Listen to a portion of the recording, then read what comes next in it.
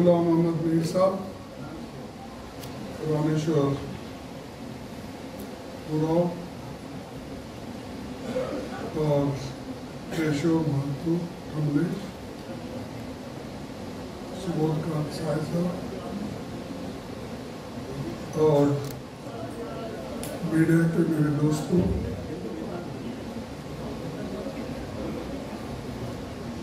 आज मैं आपसे मुलाकात करके चार शब्द कुछ चुनाव के बारे में कहना चाहता हूँ। और अब तक तो मैंने बहुत से सीटों पे घूमा हूँ, महाराष्ट्र और हमारे झारखंड दोनों, वायनाड तो हो गया ना, तो मुझे ये ऐसा लग रहा है कि यहाँ पर तो 23 सीटों पे अब चुनाव हो चुका है। 43 सॉरी 43 क्या बोलते हैं, 43 सीटों पर हुए मतदान से स्पष्ट हो रहा है कि झारखंड में दोबारा इंडिया गठबंधन की सरकार बनने जा रही है। और मैं खासकर महिला मतदाताओं को बधाई देता हूं और धन्यवाद देता हूं कि जिन्होंने पुरुषों से भी बढ़ चढ़कर मतदान किया। और खासकर जो गठबंधन का एक योजना है, मैया सम्मान योजना, इसके प्रति महिलाओं में काफी उत्साह दिखा। दिसंबर महीने से हम 1000 रुपये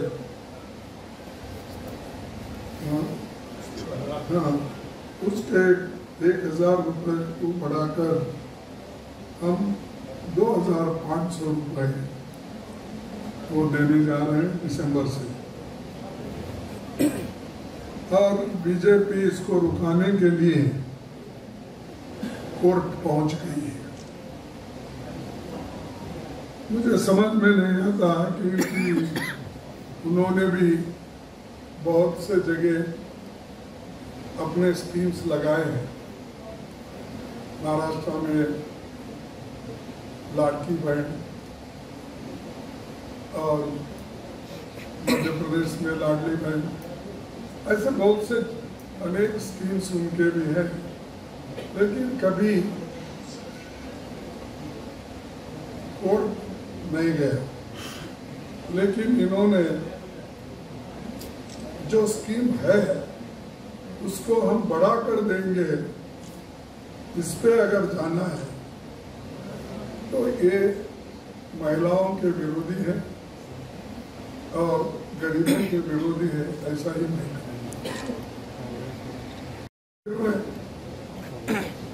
और चंद जगह तो इनॉग्रेशन कर रहे हैं स्कीम्स के,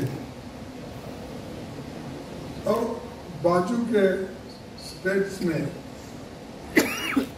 इनॉग्रेशन करके ये बताना चाहते हैं लोगों को अपने सरकारी खर्चे में कि हमने पुल का उद्घाटन किया, नए योजनाओं का प्रारंभ किया। ऐसी बहुत सी चीजें आगे आ रही, मैं महाराष्ट्र में भी देखा हूँ और यहाँ पर भी एक दो ऐसे इश्यू आए। तो ये हम देखने के बाद हमको ऐसा महसूस हो रहा कि प्राइम मिनिस्टर छोटे से राज्य के चुनाव में इतने आश्वासन देना, घूमना, मैं समझता हूँ कल के दिन अगर जिला पंचायत और कॉरपोरेशन के इलेक्शन भी हुए तो इतना ही वो घूमेंगे। वही बोल रहा, हैदराबाद में घूमे लेकिन नहीं मिला ना चांस। तो मेरा कहना ये है कि प्राइम मिनिस्टर अपनी जगह गवर्नेंस करे, देश के बारे में सोचे, बेरोजगारी के बारे में सोचे, अनएम्प्लॉयमेंट के बारे में सोचे और किसानों के बारे में सोचे, तो मैं समझूंगा कम से कम वहां बैठ के सोच रहे हैं और it is a well governed Indian government बोल देश का अच्छा सरकार। लेकिन 24 आवर्स चुप चुनाव के इसमें ही घूमते रहते हैं। ऐसा कोई प्राइम मिनिस्टर भारत देश का कोई नहीं। आपको देश के भलाई का, देश के प्रगति का चिंता है क्या? अपने कुर्सी संभालने के लिए 24 घंटे चुनाव करने का है। मुझे पूछे कि वो फिर रहे तो आप भी फिर रहे हो। जब खुद प्राइम मिनिस्टर, होम मिनिस्टर, सब मिनिस्टर ऐसा बोल रहे कि हमारे पास एक कहावत है, चील उड़ी तो भैंस उड़ी, उनके प्रचार करते हैं। आकाश में अगर चील उड़ता है, देखो भैंस उड़ रहा, भैंस उड़ रहा, ऐसे मोदी जी हर जगह अपने आश्वासन देते जाते हैं। उन्होंने जो आश्वासन दिए एक भी पूरा नहीं किया। फिर आपको दोहरा के मैं ये नहीं करना चाहता हूँ कि आपको मालूम है उन्हें काला धन के बारे में क्या बोला, 15 लाख का, 2 करोड़ एम्प्लॉयमेंट का क्या उन्होंने कहा, किसानों की डबल आमदनी का उन्होंने क्या कहा, और नोटबंदी के बारे में उसने क्या कहा। ये सारी चीजें लोगों के पास है, लोगों को मालूम है, ये एक भी फुलफिल नहीं किए। उस वक्त तो ऐसा बोले मेरे को 100 दिन का वक्त दो, 3 महीने का वक्त दो, अगर मैं कामयाब नहीं हुआ तो आप कहीं भी चौरस्ते पे मुझे सूली पे लगाओ, बोले क्या तो भी वो सजा आपको देंगे, वो लूंगा। तो एक प्राइम मिनिस्टर होकर इतने अपनी बात को गंभीरता से रखना चाहिए। मनमोहन सिंह जी जब कर्जा माफ की बात आई थी, उन्होंने खुद सोच विचार करके यूपीए गवर्नमेंट ने कर्जा माफ कर दिया, 72,000 करोड़ दे दिया। सोनिया गांधी जी और मनमोहन सिंह ने सोचकर नरेगा, उन्होंने फूड सिक्योरिटी एक्ट लाया, बगैर वायदा किए इलेक्शन में। ये स्कीम्स उन्होंने गरीबों के लिए लागू किए, बच्चों के लिए पढ़ाई के लिए मुफ्त शिक्षण और हेल्थ मिशन का एक में अनोखो उन्होंने किए। जवाहरलाल नेहरू से अगर आप देंगे ना, जवाहरलाल नेहरू जी कभी भी मैं ये करने जा रहा हूँ, करने जा रहा हूँ बोले ही नहीं। चाहे डैम्स हो, और कितने पहले के तो बड़े बड़े डैम, बाखरा नानगढ़ जैसे डैम बने, दामोदर वैली जैसे डैम बने, और यहाँ पर भी अपने बंगाल और से जुड़ा हुआ है दामोदर, हाँ हीराकुंड को। तो इतने बड़े बड़े डैम करने के बावजूद वो कभी क्रेडिट लेने की कोशिश नहीं की। इन्होंने बुलेट ट्रेन का ऐसा बोला कि जैसा कि वो बुलेट ट्रेन आए तो सब कुछ देश की भलाई। 1 लाख करोड़ रुपए खर्च करके मैं 3 साल में अहमदाबाद से बॉम्बे तक मैं बुलेट ट्रेन लाऊंगा। अब उसकी कीमत एस्टिमेट 3 लाख करोड़ रुपए। अरे 500 किलोमीटर के लिए अगर आप 3 लाख करोड़ खर्च करते हो, उतने में वो गिरा भी, एक पुल गिर गया। अभी तो फिर ये 5 साल जाते 6 साल जाते मालूम। यानी ऐसे वायदे करते हैं जो जल्दी फुलफिल हो नहीं सकते, लेकिन लोगों को झूठ बोलने से अलग नहीं होते। हमको बोलते कांग्रेस वाले झूठ बोलते हैं, कांग्रेस वाले वो बोलते क्या बोली है, हमने कुछ वायदा किया झूठ बोले। कर्नाटक में वायदा किया निभा, तेलंगाना में वायदा किया निभा, हिमाचल में वायदा किया निभा रहे हैं। 1-2 कमियां रहे तो भी वो भी कंप्लीट हम कर रहे हैं। लेकिन आपने क्या किया, जरा हिसाब 11 साल का अगर देते तो हमको खुशी होती, बजाय हमको गालियां देते हर जगह फिरने के बजाय। ये एक मुद्दा मुझे समझ में नहीं आ रहा कि 11 साल प्राइम मिनिस्टर और 13.5 साल चीफ मिनिस्टर गुजरात के, इतना अनुभव आपको है, 25 साल का करीब, लेकिन आपने गुजरात में गरीबी निकाली, वहां के लोगों को एम्प्लॉयमेंट मिली, और यहाँ पर गांधी फैमिली को बोलते हैं, ये गांधी फैमिली देश को सत्यानाश कर रही, रेवड़ी बांट रहे। क्या राहुल गांधी देश के प्रधानमंत्री हैं? क्या थे? क्या सोनिया गांधी प्रधानमंत्री थे? उन्होंने कांग्रेस मुखिया के नाते काम करे और उनको शहनशाह, बादशाह और क्या बोलते हैं, राजकुमार, कुछ बोलते ही रहते हैं। भाई तुम 25 साल राजकुमार के जैसा बैठे हो, लेकिन गरीबों के तरफ देख रहे नहीं। भारत जोड़ो यात्रा उन्होंने कन्याकुमारी से कश्मीर तक निकाली, और यहाँ पर हमारे मणिपुर से लेकर महाराष्ट्र तक, बॉम्बे तक हाइब्रिड भारत जोड़ो यात्रा निकाली। तो जो आदमी जनता से जुड़ा, जनता के पास जा रहा है, हर एक को मिल रहा है, बच्चों से लेके बूढ़ों तक,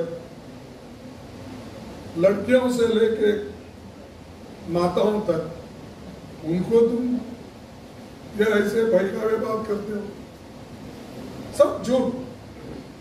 अब हम अगर बोलते हैं कि गुस्से में आते हैं, लेकिन वो जो कर रहे हैं जनता के लिए कुछ नहीं कर रहे, अपने कुर्सी बचाने के लिए सब कुछ कर रहे। कुछ महत्वपूर्ण निर्णय गठबंधन सरकार ली, सोरेन के नेतृत्व में।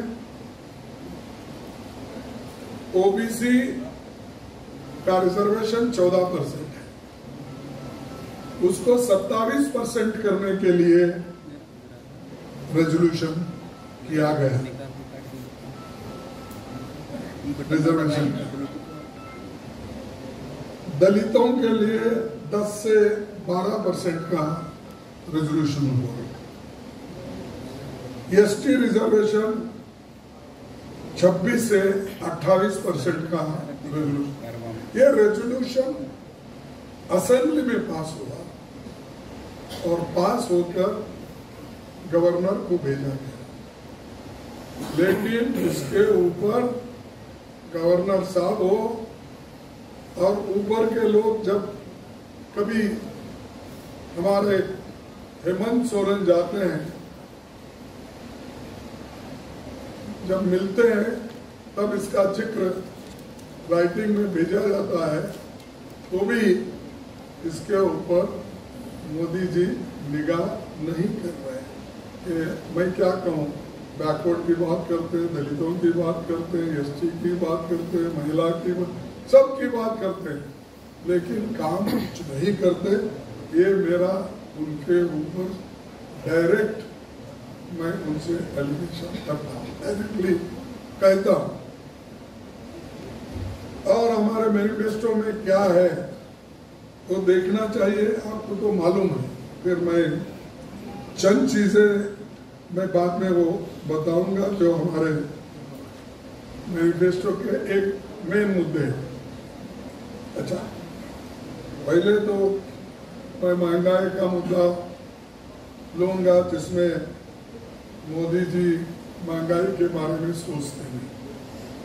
आज पेट्रोल, डीजल और गैस सिलेंडर, ये आम वस्तुएं जो इस्तेमाल करते हैं हमारे लोग, गरीब लोग, इनके सब भाव बढ़ गए। पेट्रोल छोड़िए, लेकिन गैस और डीजल ये तो किसान के लिए अवश्य है। ये सारी चीजें, अब मैं ये भी कहूंगा कि एसेंशियल कमोडिटीज के कीमतें 14 महीने में सबसे अधिक महंगाई हुई, और भारत में 45 वर्षों के सबसे बेरोजगारी क्यों है। और रुपए डॉलर की अगर हम कंपेयर करें, हमारे जमाने में 2014 में 60 रुपए था एक डॉलर के मुकाबले में, रुपए 60। अब डॉलर के मुकाबले में 84 रुपए हो गए, तो कम से कम 24 रुपए बढ़ गए। हालांकि इंटरनेशनल मार्केट में क्रूड ऑयल की दाम कम है अगर कंपेयर करें यूपीए के गवर्नमेंट, फिर भी मोदी साहब ये लोगों के ऊपर भार बना के रखे हैं। ये वजन लोग ढो रहे हैं, वो नहीं, भाषण में डूबे हैं। हमारी सरकार अब बनने जा रही है दोबारा, तो हम अपनी 7 गारंटी देंगे, जैसा हम कर्नाटक में दिए, तेलंगाना में दी, हिमाचल में दी, अब महाराष्ट्र में भी हम अपने गारंटीज दिए हैं 5, वैसा ही यहाँ पर देंगे। पहला है मैया सम्मान योजना, जो 1000 रुपए है, अब 2500 रुपए हम दे रहे हैं, और दिसंबर से लागू होगा। एक व्यक्ति को 5 किलो के बजाय 7 किलो धान राशन दिया जाएगा। तीसरा, हर गरीब परिवार के 450 रुपए में गैस सिलेंडर मिलेगा, और 15 लाख रुपए तक पारिवारिक स्वास्थ्य बीमा देंगे। किसान को धान का एमएसपी 2400 रुपए की जगह 3200 रुपए प्रति क्विंटल मिलेगा। भाजपा प्रवास कोई स्लोगन नहीं, कोई कार्यक्रम नहीं, सिर्फ भाषण करने का है, और खास करके ऐसे स्लोगन वो देते हैं जैसा कि बांटने काटने की बात करते हैं। भाई बांटना किसको? बटेंगे तो कटेंगे, कौन बटेंगे? किसको काटेंगे आप? थोड़ा समझ लो, आप हिंदुस्तान के प्राइम मिनिस्टर हो और दूसरे आपके दोस्त यूपी के चीफ मिनिस्टर हैं, और एक बोलते हैं बटेंगे तो कटेंगे, दूसरे बोलते हैं कि एक है तो सेफ है। कौन सा सेफ? हिमालय सेफ। और किसी कहा आप लोग ने बोला था ना कश्मीर की सेफ, कौन सा सेफ है मुझे मालूम। बोलने का वक्त क्यों आया, क्या कारण है? तो पोलराइज करने के लिए आप लोगों ने ये स्लोगन उठाया है। लोग उतने बेवकूफ नहीं है, समझते हैं किनको बोल रहे हैं, किस तरीके से बोल रहे हैं, क्यों बोल रहे हैं, ये सब मालूम होता है। लेकिन मोदी साहब कभी इसको कंडम नहीं करेंगे। और ये तो और वहां से आके यहाँ बोलने की जरूरत नहीं, वो भी एक स्टेट के चीफ मिनिस्टर है, और मोदी साहब को तो कोई जरूरत ही नहीं, देश के प्रधानमंत्री है। जो बात यहाँ कहना चाहिए, आपने झारखंड को जीएसटी में कितना पैसा दिया, आपको ये कहना चाहिए कोयले का जो इनको क्या कहेंगे आप, रॉयल्टी 1,36,000 करोड़ देना है, वो क्यों नहीं दिए, उसके बारे में बोलो। अब वो आप बोल रहे हैं प्रधानमंत्री हाउस स्कीम, अरे वो खुद ही बोलते मैंने प्रधानमंत्री आवास योजना को यहाँ पर लागू ही नहीं किया।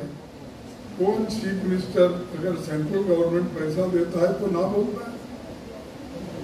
इन्होंने नहीं दिया, इसलिए नहीं दिया, इस चीफ मिनिस्टर को नीचे दिखाने के लिए, यहाँ गरीब रहते हैं, आदिवासी रहते हैं, उनको ये आवास योजना से दूर रखने के लिए लोग ताकि चिढ़ जाए, लोकल गवर्नमेंट में वो उनको ब्लेम करें। कभी आके रिव्यू किया आप? इतने मीटिंग आप कर रहे हैं, विदेश में इतने फेरे लगाते हो, कभी फेरे देश का लगा के क्या देश में हो रहा है कभी आप रिव्यू किए? या तुम्हारे स्कीम के तो, तुम्हारी योजना का तो, तुम जो दिए हुए पैसा है, जो नहीं दिए हुए पैसा है, करे नहीं से गालियां देने का एक काम उनका है, और एक भी पॉजिटिव वर्क और मुद्दों पर वो कभी नहीं बोलते, भटकाने की बात करते हैं। पहले बोलते थे भटकना, लटकना, झटकना, पटकना, लेकिन अब किधर गया? जो मिलना है आज को वो भी नहीं मिल रहा, कोई पूछने वाला नहीं। तो दोस्तों, ये मैं आपके सामने रखने के लिए आपको तकलीफ दी, इसीलिए मैं क्षमा चाहता हूँ, क्योंकि मुझे भी फिर अब नागपुर जाना है, वहाँ से फिर सुबह और एक 3 कार्यक्रम है, चौथा कार्यक्रम करके सांगली से उधर मैं जाने वाला हूँ। आपसे मुलाकात हो गई, आप सबको धन्यवाद, नमस्कार। दरवाजे से आरक्षण देना चाहती है, और यही कारण है कि घुसपैठियों की भी वो मदद करना चाहती है। मीर साहब के बयान को भी उन्होंने कोट किया।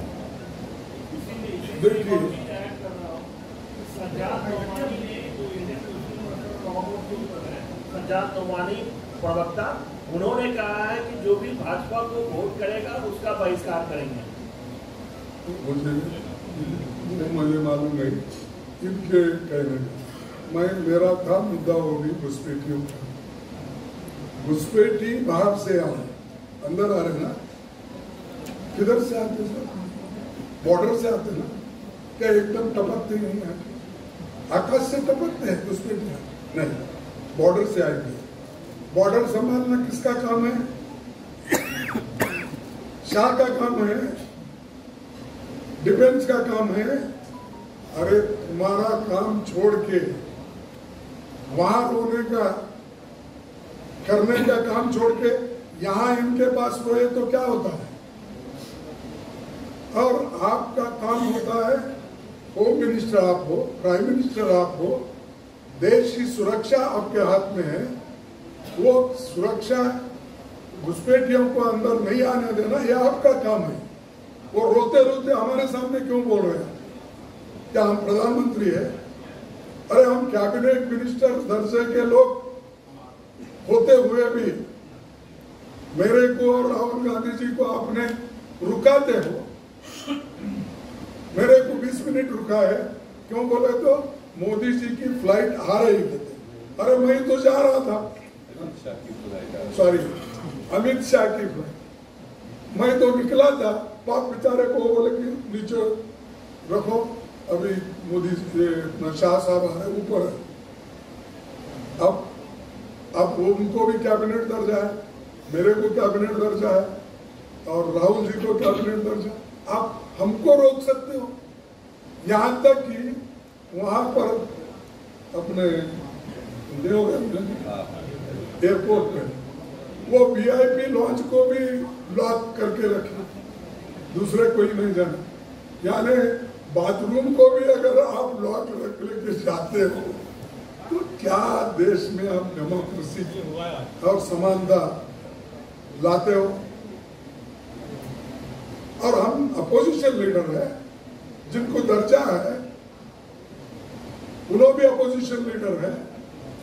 हम आपके पास भीख नहीं मांग रहे, हम आपको जो सहूलतें हमको भी मिलना चाहिए। हम जब फर्स्ट रैंक रेडी है, हमारा फ्लाइट पड़ने उठना चाहिए। हमको रोकते हैं, उनको उतारते हैं। अच्छा हो हमको नीचे उतारे, हम ऊपर चले, हम ऊपर ही रहेंगे।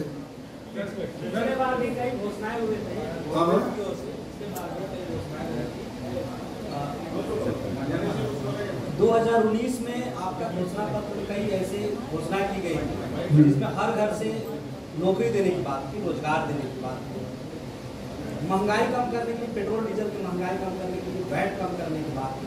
इस बार भी आप घोषणा कर रहे हैं। पिछले बार जनता ठगा महसूस कर रही थी कि आपकी 5 साल सरकार रही आपने, इस बार कैसे आपको जनता वोट करेगी? जनता इसलिए वोट करेगी, हमने जो वायदे किए थे, बहुत से वायदे हम निभाए। यहाँ तक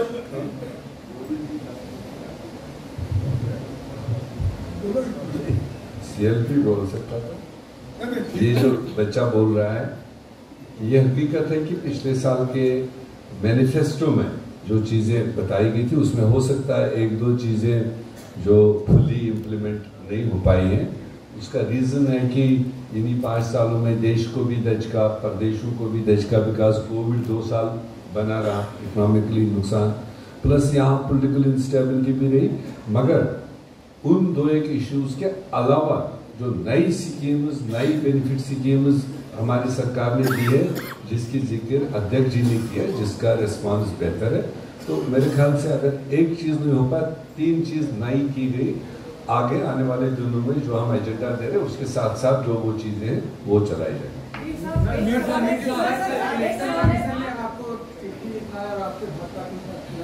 टिप्पणी जो की है उसका जवाब मांगा गया इलेक्शन कमीशन की ओर से। इनको मुझे हाँ वो चिट्ठी बताओ पार्टी के मेरे ऑफिस में अगर है तो जरूर साहब मैं देखूंगा और वो इलेक्शन कमीशन को भी लिखूंगा। अध्यक्ष जी